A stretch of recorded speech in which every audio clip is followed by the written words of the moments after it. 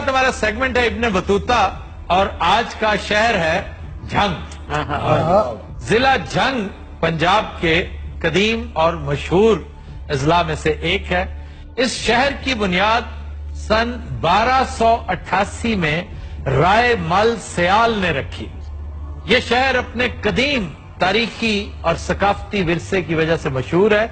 अगर आप इसकी तारीख को ट्रेस करने लगे तो इसके ताने बाने सिकंदर यूनानी के साथ जा मिलते हैं। अजमना कदीम में यहाँ पर एक छोटा सा कस्बा हुआ करता था जिसे ब्राह्मणगढ़ कहते हैं। जिला झंग की 4 तहसीलें हैं, अहमदपुर सयाल, शोरकोट, 18 हजारी और झंग। इसे पहली मर्तबा जिले का स्टेटस दिया गया 1849 में, जब अंग्रेजों ने आखिरी मार्के में पंजाब पर कायम सिख राज का खात्मा किया।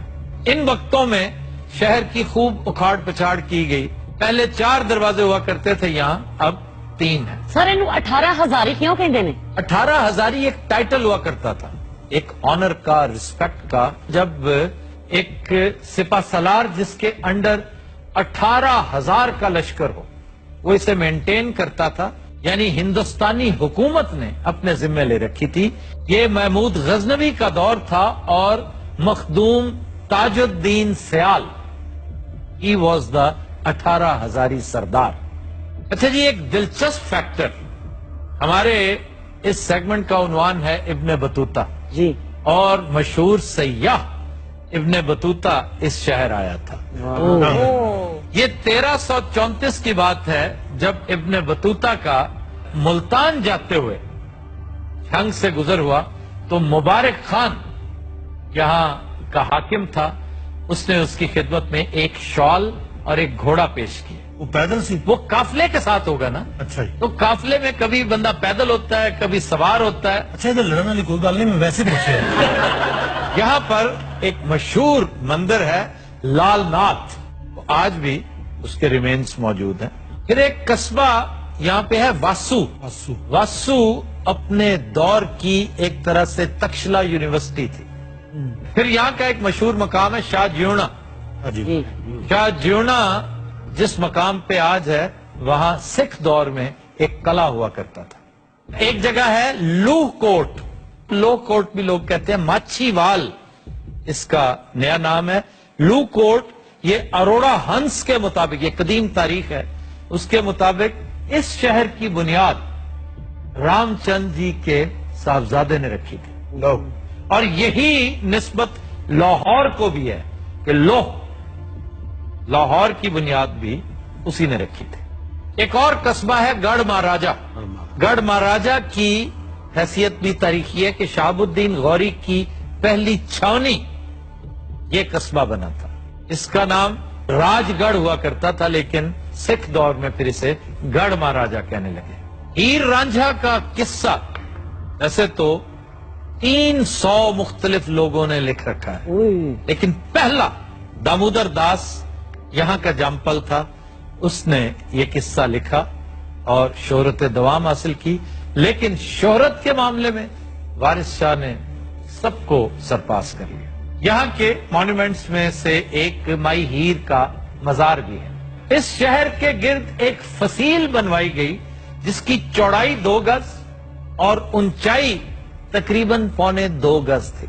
मशहूर शख्सियात में सर फहरिस्त doctor Abdul Salam, Nobel laureate, फिर बहुत बड़े शायर मजीद अमजद, शबे रफ्ता के राइटर, महकते मीठे मस्ताने जमाने, कब आएंगे वो मन माने जमाने, तेरी सांसों की सौगातें बहारें, तेरी नजरों के नजराने जमाने। वाह जी वाह। फिर मंसूर मलंगी, खान घड़ा दे बंद वे खाना, खान घड़ा दे बंद वे खाना, खान घड़ा। वाह वाह वाह। कुछ पल्लियों भी दो ना।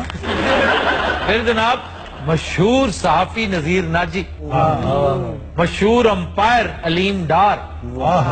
अगर देखा जाए तो राजा टोडरमल की जन्मभूमि भी झंग ही बताई जाती है। चूनिया आबाद करने में उनका रोल होगा, लेकिन पैदा वो यहीं हुए।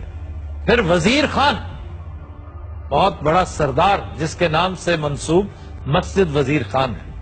اچھا جناب اب آتے ہیں خوابوں کی طرف. ہیڈ تریمو کی فرائیڈ فش. اس فش کی ایک خصوصیت ہے, یہ پھڑی نہیں جاندی.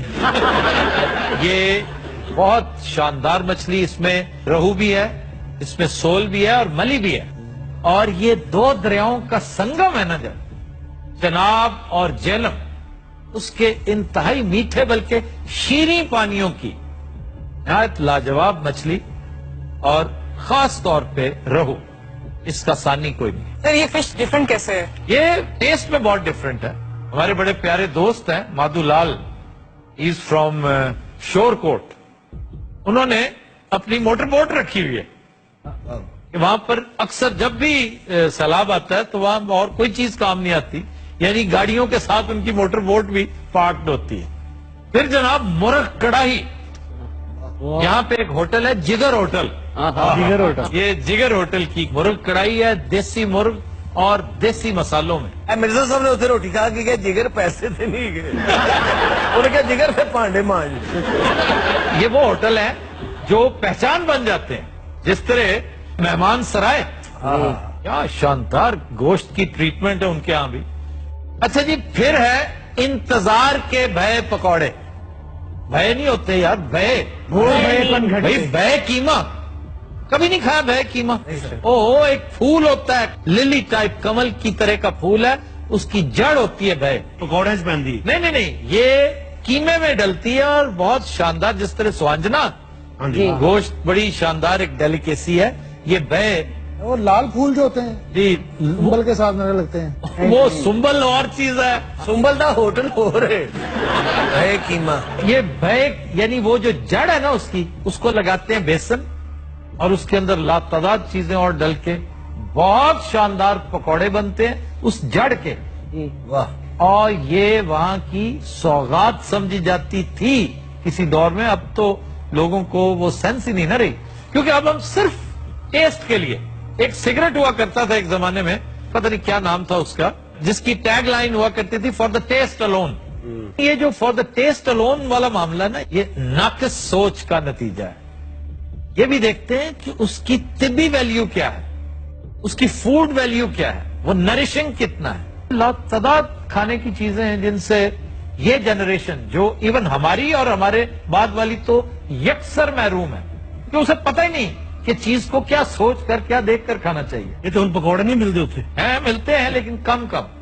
ایک چھوٹا سا ملک جوائنٹ ہے شہزاد, شہزاد کی دودھ جلیبی. وہ جلیبی تو کہیں کی بھی ہو,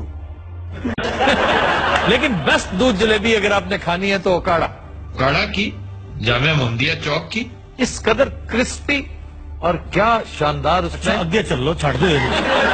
پھر ایک سون حلوہ ہے خواجہ کا, اس کی خاصیت یہ کہ اس میں تمام اعلیٰ پائے کے جو ڈرائی فروٹس ہمارے ہاں اعلیٰ ترین, بلکہ میں سمجھتا ہوں آج کل جتنا وہ مہنگا ہے اسے عرفہ ترین کہیں, وہ ہے چلغوزہ.